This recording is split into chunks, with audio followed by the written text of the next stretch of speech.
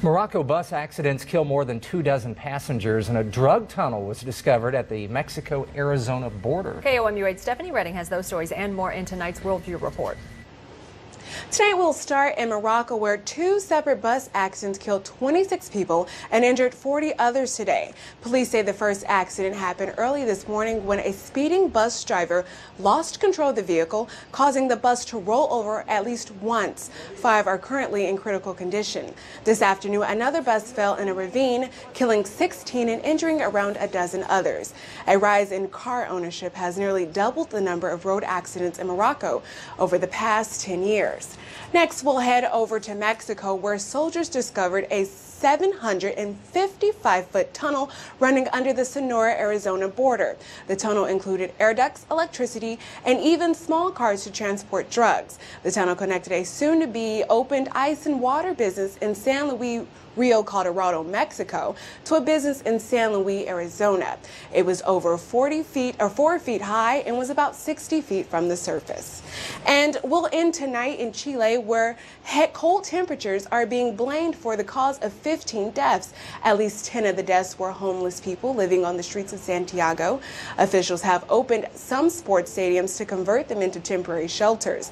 More than 200 people slept at those shelters when temperatures plunged to 21 degrees Fahrenheit overnight. We begin tonight in Syria, where a number of amateur videos were uploaded today showing heavy fighting in the northern region of the country. The videos show rebels capturing 2 abandoned tanks along with a number of trucks.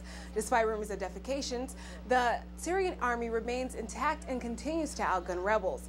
Over the weekend, rebels were shown with what appears to be air missiles.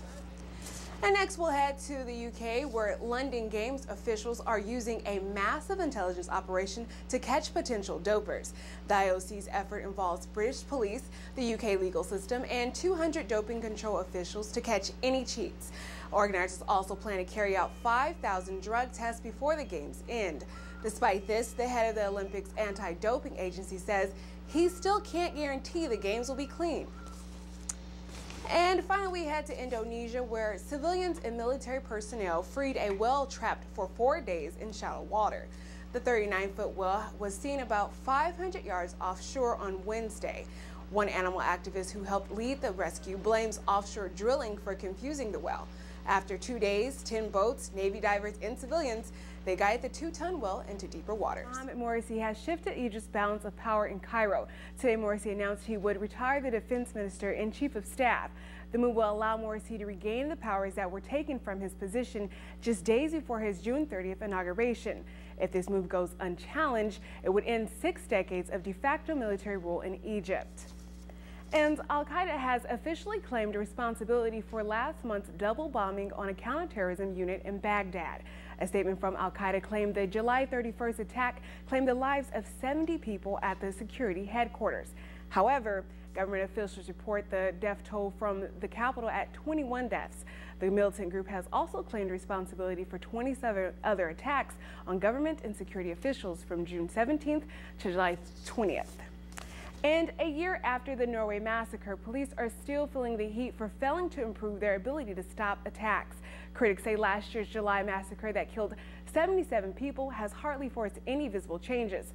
Today, a government-appointed commission presented a 500-page report outlining flaws and some bright spots to police forces in hopes of getting some changes started.